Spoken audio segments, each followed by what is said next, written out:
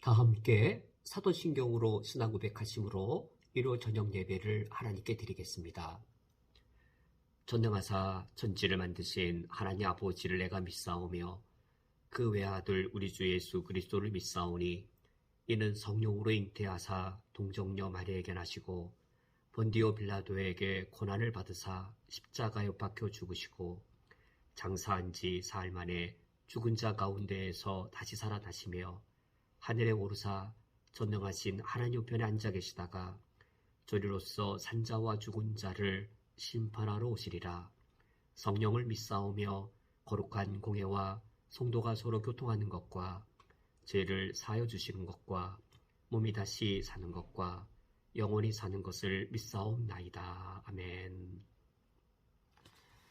하나님 아버지시여, 하늘과 땅을 창조하신 주님이 나의 하나님이시오니 감사드립니다. 십자가에 죽고 부활하신 예수 그리스도가 나의 구원주이시오니 얼마나 내게 큰 영광과 큰 기쁨인지요. 이 시간 주의 백성과 주의 자녀로 저희들이 함께 모여 주님의 크신 은혜를 노래하기 원합니다. 이 시간 성령께서 우리 중에 임하여 주시어서 우리의 몸과 마음을 다하여 주님을 경배할 수 있도록 우리의 예배를 다스려 주시옵소서. 예수 그리스도의 이름으로 기도합니다. 아멘. 다 함께 찬양하겠습니다. 찬송가 218장 내 마음과 정성을 다하여서 찬양하겠습니다.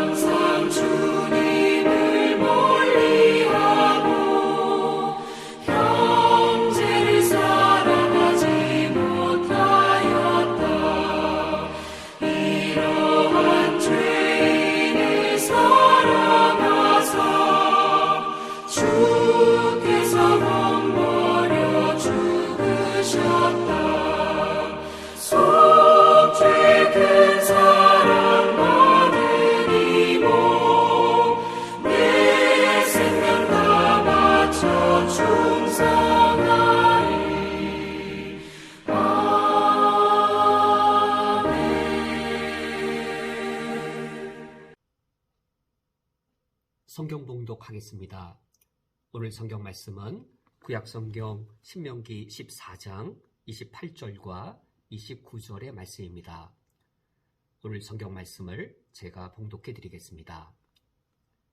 매 3년 끝에 그의 소산의 10분의 1을 다 내어 내 성읍에 저축하여 너희 중에 분깃이나 기업이 없는 레위인과 내 성중에 거류하는 객과 및 고아와 가부들이 와서 먹고 배부르게 하라. 그리하면 내 하나님 여호와께서 내 손으로 하는 범사에 내게 복을 주시리라. 아멘. 다 함께 기도하고 말씀을 듣겠습니다. 하나님 아버지시여, 우리에게 하나님을 섬길 때에 열정과 우리의 마음을 다하여 섬길 수 있는 충만한 태도를 허락해 주옵소서.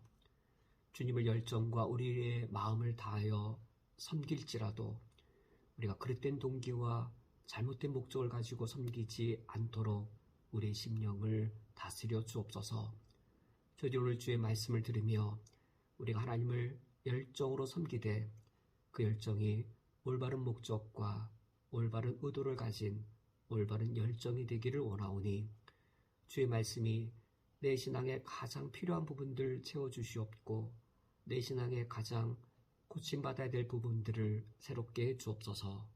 예수 그리스도의 이름으로 기도합니다. 아멘. 우리가 오늘 일요 저녁 예배 말씀부터는 11조와 헌금에 관해 계속하여 살펴보고자 합니다. 왜 헌금에 관한 말씀을 이처럼 여러 번에 걸쳐서 살펴보고자 하는가? 그 이유는 헌금의 중요성이 크기 때문입니다. 우리 신앙생활에 있어서 헌금의 중요성이 크다란 사실, 이것은 어떤 의미를 나타낸 것일까요? 어떤 성도님께서는 이렇게 오해하실 수 있을 겁니다. 우리 목사님이 헌금의 중요성을 크게 강조하려고 하는 걸 보니 우리에게 헌금 많이 내라고 하는 것이다 보다. 내가 11조 안 냈더니 11조 내라고 하는 것인 것 같다. 우리가 헌금의 분량이 적은 것 같은데 헌금 액수를 더 늘리라고 그런 의도로 이 설교를 하는 것 같다라고 생각하시면 그러한 마음은 저의 의도와 전혀 상관이 없습니다. 왜냐하면 헌금의 중요성이 크다라고 하는 것이 헌금을 열심히 내십시오, 헌금을 많이 내십시오라는 것과는 결이 다른 차원의 문제이기 때문입니다. 왜 결이 다르냐면 이겁니다. 어떤 음식이 상당히 맛이 좋은데 그 안에 설탕을 비롯해서 건강에 해로운 것들, 조미료 이런 것들이 많이 들어가고 또 삼겹살처럼 먹으면 맛있지만 이제 과체중인 분들에게는 아주 해롭지요. 그것을 매일 먹고 많은 양을 먹으면 헌금도 마찬가지입니다. 만약 목회자가 성도님들에게 그릇된 동기와 잘못된 목적을 가지고 헌금을 많이 내게 쥐어짜든지 한다면, 그래서 교회에 헌금이 많이 모이게 되면 그 교회가 건강해지는 게 아니라 교회가 살찌되 아주 허약하게 병들고, 그래서 그것이 교회가 타락으로까지 갈 수 있는 아주 큰 요인이 되어집니다. 헌금의 중요성이 크다라는 건 뭐냐면 교회를 타락시킬 가능성도 크다는 겁니다. 교회의 타락이 어디에 있는가를 보세요. 교회의 타락과 돈이 무관한가요? 아니면 교회 타락에 있어서 돈이 가장 큰 역할을 할 수 있을까요? 라고 한번 물어보세요. 교회 타락에 있어서 돈이 가장 큰 역할을 한다라고 하는 것에 우리가 일반적으로 동의할 겁니다. 교회와 돈 관련이 있다라고 하면 이 교회 타락, 어떤 구체적으로 뭐냐면 잘못된 동기와 목적을 가지고 성도라 하여금 헌금을 많이 내게 하는 거예요. 그래서 교회 돈이 많이 모였는데 그것은 마치 우리 사람들이 맛있다고 그냥 몸에 해로운 그런 음식들을 마구 먹어서 몸이 살쪘는데 그게 비만이 되고 콜레스테롤이라든지 여러 많은 고혈압이라든지 질병에 잔뜩 걸리는 것과 같은 것이지요. 우리가 한번 구약 성경을 읽어보면 헌금을 많이 냈다라고 얼마나 하나님이 많이 책망하시는지요. 구약 성경에 헌금을 내지 않아서 책망하는 경우도 있는데 아마 제가 세어보지는 않았지만 잘못된 동기와 목적으로 헌금 냈다라고 책망하시는 것이 훨씬 더 빈도가 많을 겁니다. 저도 구약 성경의 이런 선지자들의 입장을 따르고자 하는데, 그러므로 혹시 성도님들께서 우리 목사님이 새해 시작하자마자 헌금의 중요성을 강조하는 것, 헌금 많이 내게 하려고 하는 것보다 라고 생각하시면 그것과 전혀 결이 다른 이 관점에서 말씀을 나누고자 합니다. 더럽고 그릇된 동기로 헌금 많이 낸 것, 얼마나 선지자들이 많이 책망하고 준엄하게 심판한 것을 기억할 때에 저도 결코 그런 의도로 말씀을 같이 나누고자 할 의사가 전혀 없습니다. 교회가 타락한 것을 보면 성도로 하여금 잘못된 동기와 더러운 동기로 헌금을 많이 내도록 이끈 면도 있고, 두 번째 뭐가 있냐면 교회가 헌금을 그릇되게 사용한 거예요. 제가 어릴 적에 또 청년 시기쯤 됐겠죠. 목회자에게 외제차를 사주는 것이 하나님을 잘 섬기는 양. 그래서 헌금을 그릇되게 많이 사용하는 경우들 보았습니다. 교회가 더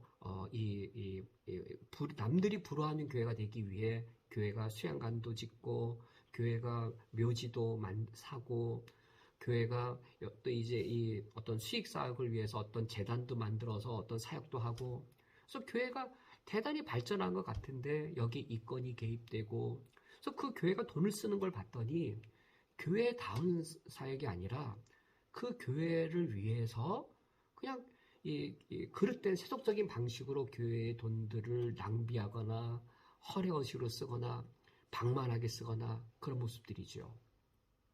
교회 타락을 놓고 보면 어떻게 성도라의 헌금을 잘못되게 헌금을 걷어들였느냐와 이 헌금을 어떻게 잘못 썼느냐와 직결된다라고 하는 것을 우리가 잘 알 수 있습니다. 여기까지 말씀 잠시 맺으면 저는 헌금의 중요성이 크다는 것, 이것은 무엇으로 드러나냐면 교회를 타락시킬 수 있다는 겁니다. 다른 것이 교회를 타락시키는 요인도 있겠죠. 교회를 타락시킬 가장 큰 요인 중에 하나가 돈과 권력이에요. 돈이란 요소가 교회를 타락시키기에 가장 중대한 요소이기 때문에 우리 신앙에 있어서 헌금의 중요성이 크다라는 겁니다. 이와 같은 것이 교회에게만 적용되는 것이 아니라 개인 그리스도인들 개별적으로도 적용되어져요. 특히 누구에게 헌금의 중요성이 더 크게 여겨질 것이냐면 개인들도 어떤 개인은 돈을 되게 중시 여기는 개인이 있고, 또 어떤 개인은 돈을 좀 덜 중시 여기는 개인이 있습니다. 누구에게 헌금이 더 큰 영향력을 미칠까요? 돈에 대해 인색하거나, 돈에 대해 남에게 나눠주는 걸 잘 못하거나, 돈을 무조건 쌓아두려고만 하거나, 어떤 이런 성향을 갖고 계신 분이 계시다면 헌금 문제는 그분의 신앙의 성장에 있어서 아킬레스건으로 작용할 가능성이 매우 높습니다. 헌금에 대해서 좀 널널한 분이라고 해서 안 중요하다는 것이 아니고, 특별히 자연적으로 돈에 대한 나의 가치관이 이웃과의 나의 돈에 대한 어떤 태도가 더 인색하고 그러하다면 헌금에 있어서 이제 그것이 내 신앙이 다른 부분은 다 성장하는데 헌금 부분에 있어서 미성숙해지면 헌금 부분만 미성숙해지는 것이 아니라 내 신앙이 결국 성장하다가 이 돈이란 영역 때문에 더 이 다른 영역까지 성장하는 것을 저의 요인으로 작용할 수 있습니다. 그래서 개인 그리스도인을 놓고 보든지 교회 공동체를 놓고 보든지 헌금은 그 중요성이 매우 큽니다. 성경에서 이 헌금의 이 중요성 어떻게 중요시 여기느냐, 우리 개인인 그리스도인이 바르게 돈을 벌어서 바르게 돈을 사용해야 되는 것처럼 성경은 헌금을 그리스도인들이 바르게 헌금을 하나님께 드리는 이 측면만 강조하는 게 아니라, 그리고 오히려 이 측면보다 선지자들의 이 책망이나 또 예수님의 가르침을 놓고 보면 어떻게 헌금을 드리게 할 것인가, 성도로 하여금 어떻게 헌금을 드리게 할 것이냐 보다도 교회가 헌금을 어떻게 사용했느냐에 더 큰 강조점을 갖고 있습니다. 우리 성도님들이 신앙 고백으로 헌금을 드립니다. 하나님에 대한 신앙 고백으로 헌금을 드리죠. 그러면 그 헌금 누구 돈인가요? 헌금 누구의 돈이라고 말해야 되겠는지요? 제가 좀 더 설명을 드리고 이 질문 다시 하겠습니다. 교회에는 헌금의 종류가 헌금의 종류 없이 단 하나로 할 수도 있습니다. 이를테면 연보라고 해서 그냥 단일한 그냥 헌금을 드리고 그냥 총액을 그냥 한 번에 드려도 됩니다. 그건 비성경적이거나 잘못된 방식이 아닙니다. 그런데 총액을 연보란 이름으로 드리는 것보다 좀 더 나은 방식이 무엇일까? 그것은 우리 교회 전통을 보면 여러 종류의 헌금 종류를 두는 것, 이것이 훨씬 더 좋은 방식이라 생각되었습니다. 왜냐하면 내 신앙 고백들을 좀 더 다양하게, 좀 더 풍성하게, 그리고 또 내가 미처 잊고 살아가는 신앙 고백을 다시 한 번 더 하여서 헌금을 드릴 수 있는 것이기 때문입니다. 만약에 11조를 100, 또 뭐 감사헌금 50, 성경금 뭐 50, 구제헌금 50, 만약에 이렇게 한 250 정도의 총액을 헌금 드린다 했을 때, 물론 250을 총액으로 드릴 수도 있겠고, 또는 이렇게 11조 100, 또 뭐 감사헌금 50, 구제헌금 50, 뭐 이렇게 헌금 종류를 나누어서 이제 여러 가지로 드릴 수도 있을 겁니다. 총액은 같지만 헌금 종류가 다른 것이죠. 교회 입장에서는 총액이 같으면 뭐 되는 것인데 왜 이렇게 헌금 종류를 늘린 것인가? 헌금 종류를 늘려서 성도님들로 하여금 더 많은 헌금을 드리도록 만드는 것인가? 만약 그렇다면 저는 그것은 목회자가 오히려 취해서는 안 될 태도라 생각합니다. 그릇된 헌금, 그릇된 동기로 드리는 헌금은 오히려 교회를 병들게 하기 때문인 것이지요. 신앙 고백을 담고자 한다면 그냥 하나의 봉투에 총액 하나를 담는 것보다는 그 총액을 좀 쪼개어서 여러 가지 헌금 봉투에 담아 드린 것이 훨씬 더 유익할 수 있습니다. 11조 헌금을 드릴 때는 여기에 어떤 우리의 신앙 고백을 담기가 좋은가요? 나의 소유가 나의 것이 아니며 하나님의 소유입니다라는 신앙 고백을 담기에 훨씬 더 유익합니다. 구제헌금을 드릴 때는 하나님이 내게 주신 이 소득을 가지고 내가 함께 나누기로 합니다. 내 것이 아닌 것을 11조 헌금으로 고백하였는데 이것에 맞추어 내가 실천하고자 합니다. 이때에 하나님이 주신 나의 이 소득으로 내 옆에 있는 어려운 형제와 함께 나누고자 합니다. 라는 그 고백을 담아 구제헌금을 하는 것이죠.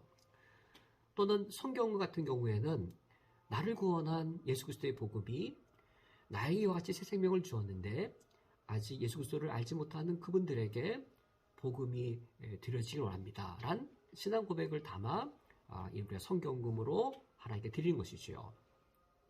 이처럼 헌금의 다양한 종류는 우리의 신앙 고백의 다양함, 한 달에 한 번, 만약에 한 달에 한 번 헌금을 드린다 했을 때 감사헌금 앞에서 나의 신앙 고백을 이제 다시 한 번 하는 것이죠. 지난 한 달 동안 나에게 여러 선한 일들이 있었는데 다 하나님의 은혜로 온 것입니다라는 신앙 고백을 성경금을 드리면서 다시 신앙 고백을 이 복음이 이 모든 영혼들에게 증거되기를 원하는 그 신앙 고백을 이처럼 헌금 봉투의 종류가 다양하다면 신앙 고백을 담아내기에 미처 잊고 살아갔던 신앙 고백을 다시금 돌이키기에 유익한 기회가 될 수 있을 겁니다. 교회의 헌금 종류는 이처럼 신앙 고백을 더 풍성히 담아내려는 의도 가운데 주어졌다면 제가 이제 여쭤볼게요. 헌금은 누구 거지요? 교회에 드려진 헌금은 누구의 소유가 되는 것이지요? 11조, 성경헌금, 감사헌금, 구제헌금 모든 헌금이 우리 성도님들이 하나님 앞에서 하나님을 향한 그런 신앙 고백으로 헌금을 드렸으므로 이 헌금은 내 게 아닙니다. 또 누구 게 아니냐면 교회 게 아닙니다. 헌금은 누구 거인 건가요? 헌금은 하나님의 소유라고 우리가 말하는 겁니다. 우리가 하나님께 헌금 드리지 쿠에타니 연합교회 헌금 드리지 않아요. 쿠에타니 연합교회의 운영을 위해 드리는 게 아니에요. 쿠에타니 연합교회의 사역이 되도록 드리는 게 아니에요. 그건 결과적인 것이죠.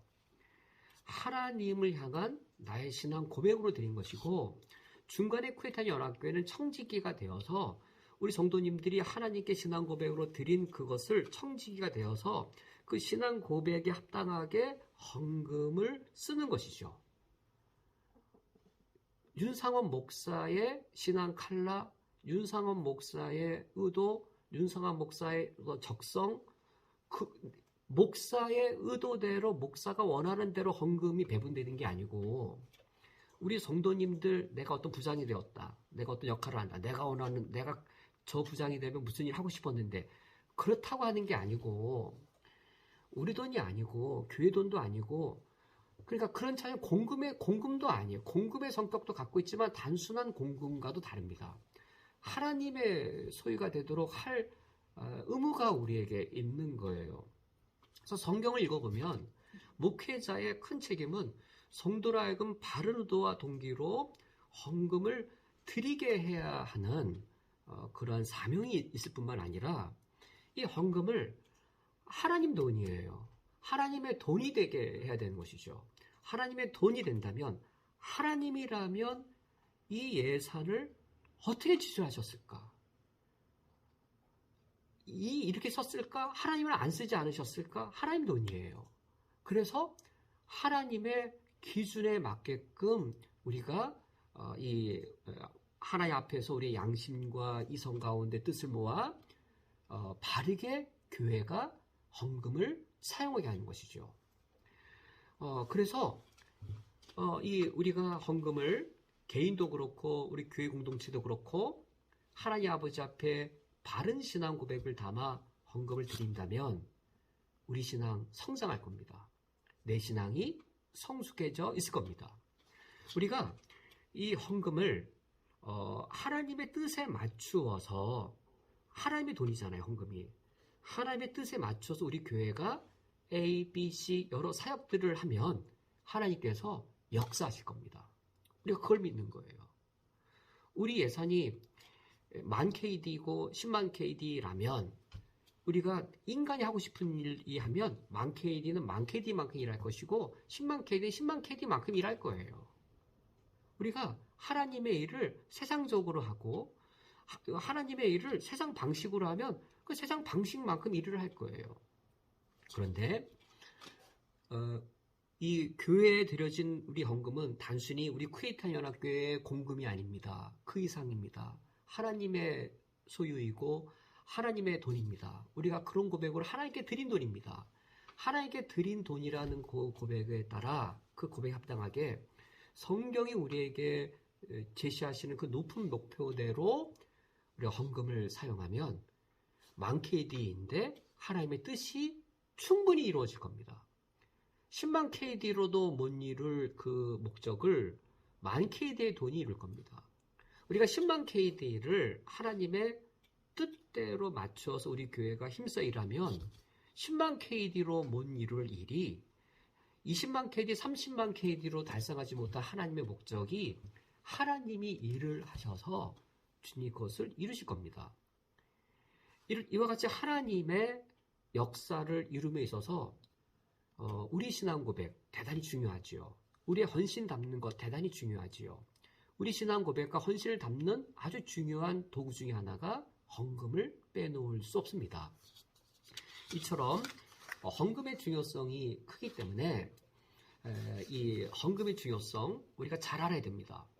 제가 한 가지 말씀만 더 드리고 첫 번째 말씀을 맺고자 하는데, 헌금은 마치 날카로운 칼과 같습니다. 제가 담임 목회만 대략 정확한 연도는 모르겠는데 기간은 대략 17년, 18년 상당히 긴 기간을 이미 담임 목회를 해왔는데, 제가 담임 목회를 수년간 경험하면서 돈은 매우 날카로운 위험한 칼과도 같다. 선한 영향력도 매우 크게 미쳐서 교회를 건강하게 할 수도 있고, 우리가 헌금을 내고 헌금 쓰는 일을 잘못하게 해서 중요성의 크기만큼 타락으로도 크게 이끌고 갈 수 있다라고 경험하게 되었습니다. 이 날카로운 칼과 같은 것이죠. 아주 이 위력이 센 날카로운 칼과 같습니다. 위력이 센 날카로운 칼, 중요한 겁니다. 어떻게 사용해야 될까요? 조심스럽게 사용해야 됩니다. 날카로운 칼로 무엇인가를 베려고 할 때 정확하게 올바르게 칼을 사용하라 할 겁니다. 위험하고 강력한 것일수록 우리는 그것을 사용할 때 더 바르고 정확하게 사용하려고 우리가 애를 씁니다. 바로 헌금이 그러합니다. 그 바르고 정확하다는 것, 무엇을 따라야 될까요? 교회 관습을 따라야 될까요? 우리 교회 전통을 따라야 될까요? 우리가 이전껏 이렇게 해왔으니 그렇게 하자는 걸 따라야 될까요? 또는 담임 목사가 원하니까 그거 하자고 해야 될까요? 또 누군가가 부장이 되면 그 일 하고 싶어 했었는데 그 사람이 했으므로 그래서 그 기술을 따라야 될까요? 아닌 것이죠. 그 이상의 것이 있습니다. 더 근본적인 것이 있습니다. 바로 성경의 가르침입니다. 이제 제가 왜 지금까지 긴 잔소리같이 긴 이 서두의 말을 한 것은 왜 11조 헌금에 관한 말씀을 나누려고 하는지 이 동기, 배경을 먼저 말씀드린 겁니다. 이러한 동기와 배경 하에 우리가 이제 몇 주가 될지 모르겠는데 우리가 11조와 헌금에 대한 의미를 살펴보도록 하겠습니다. 우리가 오늘은 11조를 서론적으로 살펴보고자 합니다. 제가 어릴 적이었는데 우리 어머니께서 우리 아버님 몰래 아버님 이름으로 11조를 드리다가 그것이 발각이 되어서 우리 아버님께서 대단히 화를 내셨던 기억이 있습니다. 당시 우리 아버지께서는 교회를 안 다니는 정도가 아니라 우리 어머니가 교회 나가면 매우 못마땅해 여기고 때로는 심하게 교회 나가는 거 반대하고 성경 찍고 불태우는 그런 입장이셨거든요. 그런데도 우리 어머니 마음속에는 우리가 하나님께 받은 은혜인데 이 한 달 월급 하나님 주신 선물인데 내가 이 중에서 하나님께 11조로 헌금 드리고 싶다.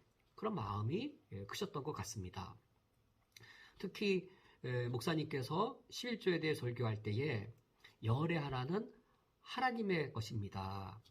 열의 하나는 하나님 것인데 11조 헌금을 드리지 아니하면 성경 말씀에 하나님 것을 도둑질한 것입니다. 라고까지 이렇게 설교하신 말씀을 들었을 때에 저희 어머니께서 당연히 하나님께 드리고자 하는 마음이 훨씬 더 커지지 않았을까 생각되어집니다. 저는 우리 어머니 세대가 이처럼 11조 헌금을 열심히 드렸던 것, 그것에 대해 비난하거나 비판할 마음이 전혀 없습니다. 오히려 그 정반대입니다.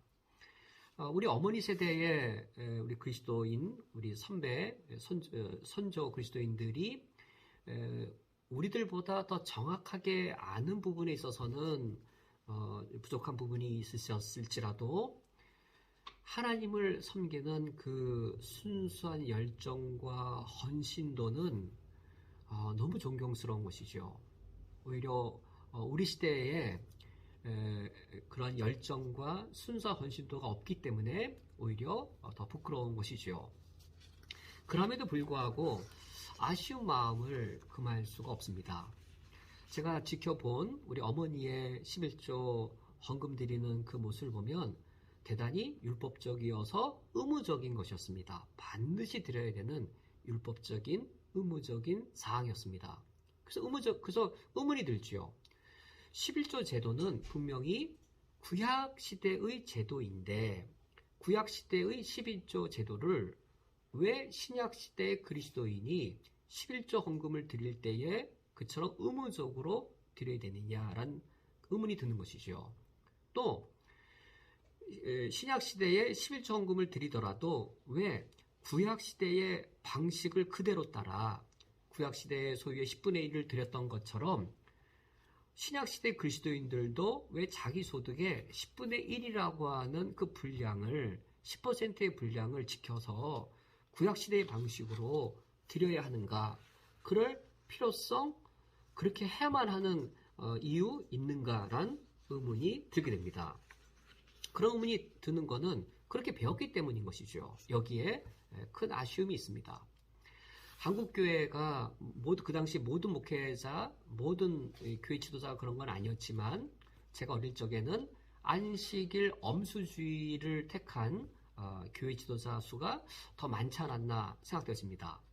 안식일 엄수주의의 입장은 11조에 대해 두 가지를 강조하는데 11조는 의무적이다. 신약시대 그리스도인들도 의무적으로 11조를 드려야 된다라고 주장하였고 의무적으로 11조를 드릴 때에 구약의 방식대로 소득의 10분의 1을 철저히 지켜야 된다. 구약시대 그리스도인들에게 구약시대 유대인들에게 11조가 의무적이었던 것처럼 신약시대 그리스도인들에게도 11조헌금은 의무적이고 구약시대 유대인들이 소득의 10분의 1을 드린 것처럼 신약시대 그리스도인들도 11조헌금의 분량은 소득의 10분의 1이어야 된다라고 11조 엄수주의에 속한 분들이 가르쳤습니다. 과연 이런 11조 엄수주의의 가르침은 성경적인가? 단적으로 이에 대해 우리 말할 수 있습니다. 11조 엄수주의 이런 주장, 의무적인 것, 구약 방식 10분의 1, 이것을 가르치는 11조 엄수주의는 여러 성경적 견해들 중에 하나에 속할 수 없습니다. 우리가 하나님의 섬김에 있어서 신약시대에는 다양한 방식을 섬길 수 있는데 성경적으로 허용하는 범위 안에 있는 가르침이 아닙니다. 신약시대 그리스도인들도 11조헌금을 의무적으로 드려야 된다. 구약시대 방식대로 10분의 1을 드려야 된다라는 이 입장은 성경적이지 않습니다. 그러므로 우리가 이 가르침을 따르거나 가르쳐서는 안 됩니다. 우리 부모님 세대에 이런 11조 엄수주의가 이제 강하게 퍼져 있는 것은 상당히 큰 아쉬움인 것이지요. 우리가 이제 11조를 살펴보고자 할 때에 제가 쓴 작은 책이 있습니다. 11조가 알고 싶다라는 책인데 이 책을 근간으로 해서 우리가 11조를 계속 살펴보기를 원하고 오늘은 이 책의 서론인 15쪽 이하에 있는 11조의 서론을 오늘 간략히 살펴보도록 하겠습니다. 15쪽 이하의 내용을 보시면 이제 오늘 제가 말씀드린 내용이 이제 기본적으로 같이 거기에 있습니다. 11조가 제도로 된 것은 우리 구약 성경으로 보면 레위기, 민수기, 신명기, 이 모세 율법의 이 부분에 가서입니다.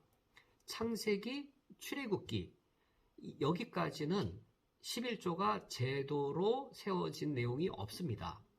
11조가 이스라엘 백성들의 율법적으로 지켜야 할 그리고 10분의 1의 분량으로 지켜야 되어야 한다는 것이 제도로 만들어진 것은 모세 율법의 5개의 본문에서인데 이제 레위기 27장, 민수기 18장, 신명기 12장, 그리고 신명기 14장, 신명기 26장 이 5개의 모세율법의 이 본문에서 11조가 제도화되었습니다.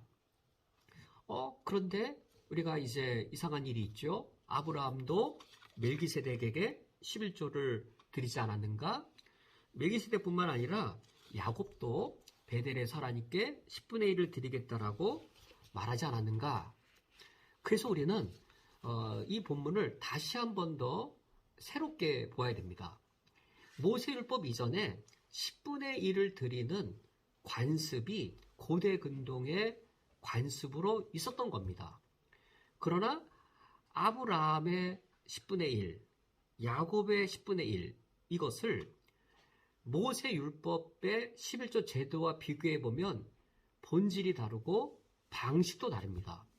아브라함이 드린 11조를 모세율법의 11조와 동일시한다든지 야곱의 10분의 1의 서약을 모세율법의 11조와 동일시한다라고 하면 그것은 대단한 오류를 범하는 게 됩니다. 그 오류가 구체적으로 무엇인지는 이제 이 본장에 가서 살펴보도록 하겠습니다. 근데 그러한 오류를 범하는 큰 이유가 무엇일까요? 그럼 오류를 범하는 이유는 간단하죠. 모세 율법의 11조를 정확하게 알지 못해서입니다. 레위기, 민수기, 신명기 이 세 성경에서 5개 장에서 모세율법의 11조 제도를 다루고 있는데 모세율법의 11조 제도를 제대로 알고 있지 못하다 보니 이 아브라함의 11조, 야곱의 11조를 모세율법의 11조와 동일시하면서 이렇게 가르치는 것이죠. 아브라함도 하나님께 11조를 했다.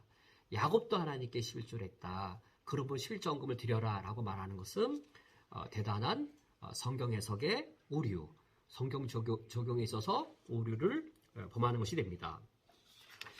아브라함과 야곱의 11조는 어떤 의미를 갖는 것인지는 우리가 이제 다음 이 1장의 내용을 다룰 때 함께 또 구체적으로 살펴보도록 하겠습니다.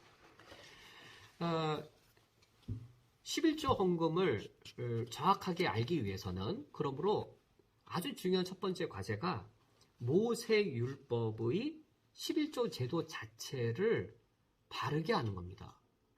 과연 유대인들이 하나님께 11조 제도를 드릴 때 어떤 의미와 어떤 목적을 가지고 어떤 방식으로 드렸는지를 정확하게 알면 이 모세율법의 11조를 모세율법 이전에 있던 아브라함의 11조, 야곱의 11조와 동일시하려고 하는 오류를 범하지 않게 될 뿐만 아니라 신약시대의 11조 헌금을 구약시대의 11조 제도와 동일시하려고 하는 그런 오류도 범하지 않게 됩니다. 모세율법 때 11조가 제도가 되어집니다. 5본문이 나온다고 그랬었죠. 레위기 27장 30절, 31절, 32절에서는 11조를 제사장에게 드려야 되는데 이런 11조는 하나님의 거룩한 것이 된다라는 선언이 있습니다. 그래서 이 레위기에서 이제 11조가 제도로 만들어집니다. 민수기 18장에서도 이제 11조가 제도화 되어지는데 민수기 18장에서는 이제 백성들이 레위인들에게 11조를 드리면 레위인들은 자신이 받은 소득의 또 11조를 제사장들에게 드리게 됩니다. 그러므로 제사장은 11조를 받기만 하고 11조를 드리지는 않지요. 레위인은 자신들도 11조를 받고 자신들도 제사장들에게 11조를 드리게 됩니다. 이와 같이 민수기에서 11조가 제도화됩니다. 신명기 12장에 보면 약간 독특한 표현이 있습니다. 11조를 성전에서 먹는다라는 표현이 있습니다. 11조를 먹어? 어떻게 11조를 먹을 수 있을까요? 모세 율법에 이 당시에서 11조를 드리는 그걸 보면 오늘날 같은 종이나 동전에 화폐를 드린 것이 아니라 먹을 수 있는 양식의 형태로 그것이 동물이 있기도 하고 식물이 있기도 하고 먹을 수 있는 양식의 형태로 11조를 드리도록 했기 때문에 이제 11조를 먹는다라는 표현이 나오게 됩니다. 신명기 14장에서도 이제 11조를 이제 먹는다라는 그런 표현이 나오고 신명기 26장에서도 11조를 먹는다라는 표현이 나오는데 이처럼 이제 나중에 더 자세히 살펴보겠지만 이처럼 레위기, 민수기, 신명기에서 이 11조가 제도화되어집니다. 땅을 분배받지 못한 레위 지파와 제사장들에게 다른 11지파가 먹을 수 있도록 11조를 드린 것이죠. 그 11조를 먹습니다.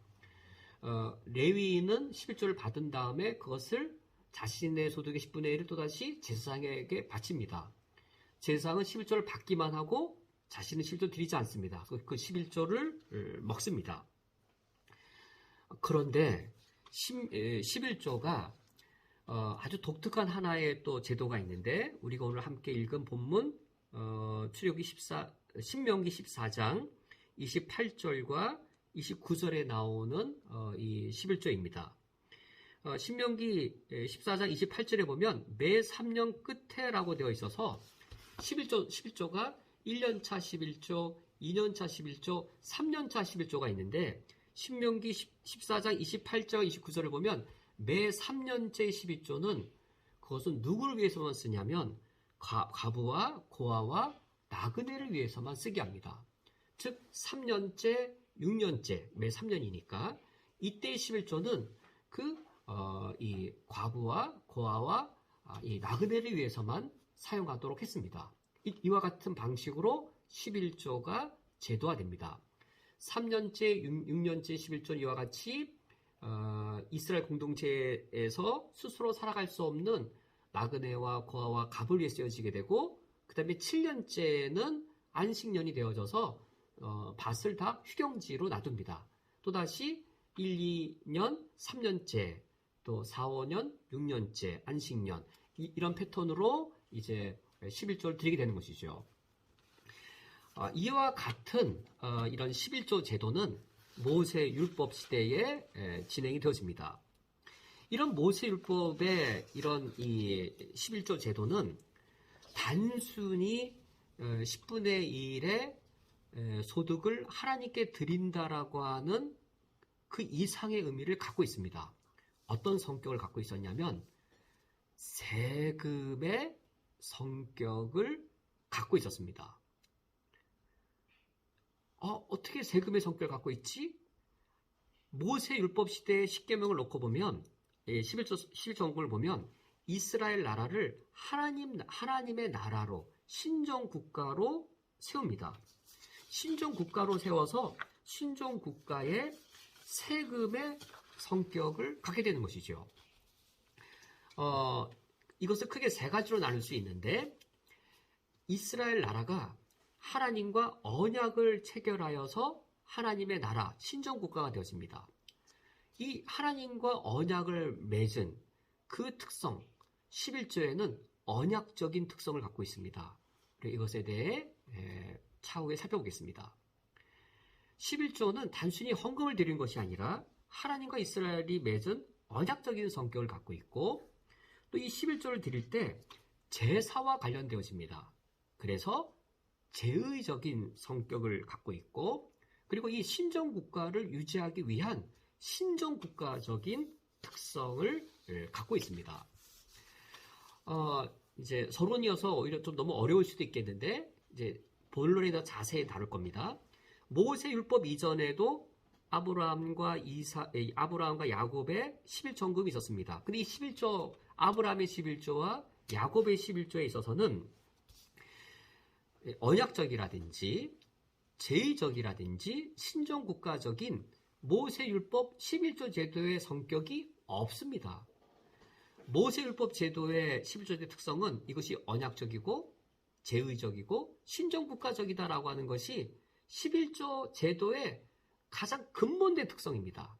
11조 제도의 가장 큰 중요한 특성, 이것이 언약적, 제의적, 신정국가적인데 이러한 성격이 전혀 아브라함의 11조나 야곱의 11조에는 없습니다. 그러므로 모세율법 이전에 아브라함도 야곱도 11조를 드렸다. 그러므로 신약시대 그리스도인들도 11조를 드려야 된다라고 말한다면 이 모세율법에 있는 11조 제도 자체를 제대로 알지 못해서 그릇되게 성경을 해석하고 적용한 경우에 해당됩니다. 이제 모세율법 이후에도 이제 11조가 구약성경에 더 나옵니다. 사무엘상, 역대하, 느헤미야, 아모스, 말라기 이런 성경에서 이 모세율법 이후에도 11조가 언급되어집니다. 모세율법 이후에 이제 이스라엘 나라가 세워지고 남유다, 북유다로도 분열되어지죠. 이 이스라엘 나라가 있을 때는 신정국가인 것이죠. 그래서 구약성경 시대 그것이 사무엘상이든 역대하이든 느헤미야이든 아모스이든 이때는 신정국가적인 차원에서의 11조입니다. 근데 이제 그 당시 이 본문을 보면 11조를 제대로 드리지 않는 11조 제대로 드리지 않는 이스라엘 백성들이 상당히 있었던 것 같습니다. 역대하 31장에 히스기야가 종교 개혁을 하면서 이제 첫 열매와 11조를 저축하는 장면이 나오는데, 신정 국가를 타락한 이스라엘 나라를 이제 히스기야가 종교 개혁을 해서 신정 국가로 회복함에 있어서 11조의 회복이 11조를 바르게 행하는 것이 아주 필수적인 일이었기 때문인 것이죠. 느헤미야서를 읽어보면 11조를 드리지 않아서 레위 제사장들이 자기 밭을 스스로 갈기 위해 도망치는 일도 기록되어 있고, 또 유다 백성들이 11조 헌금을 제대로 내지 않아서 이제 느헤미야가 11조를 의무적으로 드리게 하는 11조 헌금의 의무적인 것을 강조하는 것이 나옵니다. 왜 그것이 가능했을까요? 왜 그렇게 해야 됐을까요? 말라기 3장에 보더라도 온전한 11조를 드리라고 강조하는 게 나옵니다. 왜 그럴까요? 신약 시대 이전, 모세 율법에서 11조가 제대로 세워지고, 그때 구약 시대, 이 구약 시대에는 신정 국가 시대여서 11조를 언약적으로, 제의적으로, 신정 국가적인 세금으로 계속 드려야 했던 것이죠. 그런데 이제 신약 시대로 넘어갔을 때는 어떻게 되겠는가? 구약 시대의 이스라엘 시대에는 11조가 여전히 언약적이고 제의적이고 신정 국가적이었겠지만, 이제 예수님께서 메시아로 오셔서 모든 율법을 완성하신 이후에는 더 이상 모세 율법에 속한 11조 제도가 더 이상 구속력을 갖고 있지 않게 됩니다. 신약시대 그리스도인들이 성전에 가서 희생제사를 드릴 이유가 있겠는지요? 성전이란 말은 뭐냐면 왕궁입니다. 신정국가의 왕궁이 필요한데 성전이 신정국가의 왕궁입니다. 이 신정국가의 왕궁인 성전을 유지하려면 세금이 필요합니다. 그리고 왕이신 하나님을 만나려면 제사를 드려야 되는데 제사를 집리하는 것이 제사장입니다. 그래서 신정국가 이스라엘의 왕궁인 성전이 있고 여기서 왕을 위한 제사를 드리기 위해 11조가 세금으로 쓰이는 거예요. 왜냐하면 성전을 유지해야 되니까요. 성전 유지를 위해 세금이 필요한 것이죠. 그리고 제사장이 제물을 드리기 위해서는 제사장이 필요한데 제사장은 이 분깃이 없어요. 땅이 없어요. 11조 헌금으로 제사장의 생계를 지켜나가야 되는 것이죠. 그래서 이 구약 시대에는 성전에서 제사를 드림으로 11조는 언약적이고 제의적이고 신정국가적이었던 것이에요. 그런데 예수님께서 속죄제사를 완성하심으로 더 이상 무엇이 필요하지 않게 되었나요? 더 이상 성전이 필요하지 않습니다. 왜 더 이상 성전이 필요하지 않지요? 더 이상 제사를 드릴 필요가 없어요. 왜 더 이상 제사를 드릴 필요가 없지요? 예수님의 십자가의 죽음이 완전한 속죄제사여서 더 이상 제사를 드릴 필요가 없어요. 제사를 드릴 필요가 없으니 제사장도 필요 없고 레위지파도 필요가 없습니다. 더 이상 전에는 11조 헌금을 들여서 성전을 유지하고 제사를 드릴 수 있도록 제사장에게 분깃을 11조로 드렸는데 이제는 더 이상 제사를 드릴 필요가 없고 성전과 제사장도 필요하지 않게 되었습니다. 그러므로 예수님의 십자가 죽음과 함께 11조 제도도 종결되었습니다. 따라서 신약시대의 11조 헌금에는 어떤 성격이 없는 겁니까? 모세율법 이전에 아브라함과 야곱의 11조 헌금에 언약적, 제의적, 신정국가적 성격이 없었던 것처럼 이것이 없으므로 율법적인 의무 그리고 이 율법의 명령대로 소득의 10분의 1 이 두 항목이 야곱과 아브라함의 11조 헌금에 적용될 수 없었던 것처럼 신약 교회의 11조 헌금도 모세 율법의 11조 제도와 동일시할 수 없습니다. 왜냐하면 여기에 신정국가적이거나 언약적이거나 제사적인 것을 구약시대와 동일하게 적용시킬 수 없기 때문입니다. 물론 연속적인 부분도 있어요. 일부 연속적인 부분도 있지만 그것을 동일시 여겨서 신약교회의 11조 헌금을 구약시대의 모세율법의 제도와 완전히 동일한 것으로 일치시키는 것은 분명한 오류가 되어집니다. 어떤 면에서 어떻게 오류가 되어지는지에 대해서는 이제 우리가 추후에 더 자세히 살펴보도록 하겠습니다. 오늘 말씀을 맺도록 하겠습니다. 11조 헌금, 그것은 우리 신앙생활에 중요한 기능을 하고 있는 것이 사실입니다. 우리 교회에도 11조 헌금이라고 하는 헌금 종류가 있습니다. 11조 헌금, 만약에 우리 모든 성도님들이 더 이상 내년부터는 11조 헌금을 드리지 말아요 라고 우리가 다 동의한다면 11조 헌금이 없어도 교회가 교회되는 것에 장애가 되지 않습니다. 11조 헌금이 꼭 있어야 교회인가? 만약에 선교지에 교회가 세워졌습니다. 선교에 세워진 교회, 감성금도 있고 뭐 주정헌금도 있는데 그 교회에 11조 헌금이 없어요. 그럼 교회가 아닌가요? 교회를 교회로 세움에 있어서 11조 헌금, 신약교회의 11조 헌금 제도가 본질에 속하지 않습니다. 신약시대의 11조 헌금은 교회의 존경해야 할 전통에 속합니다. 제가 다시 반복합니다. 신약교회의 11조 헌금은 무엇인가? 신약시대의 그리스도인들이 다양한 경험 속에서 가장 합당한 헌금 제도를 지금처럼 만들었는데 그 전통의 의미를 바르게 계승하고 그리고 성경의 의미대로 우리가 바르게 헌금을 내고 바르게 쓴다라고 하는 것이 전제가 지켜졌을 때 신약교회 11조 헌금은 오늘날 현대 그리스도인들이 존경해야 할 아름다운 교회의 전통에 속합니다. 즉 11조 헌금은 교회 전통에 속하는 것이지 모세율법의 하나님의 십계명과 같은 명령에 속하지 않습니다. 하나님께서 성경에 근거하여 신약시대 그리스도인들도 11조 헌금을 내라라고 명령하셨으므로 우리가 11조 헌금을 드리는 것이 아닙니다.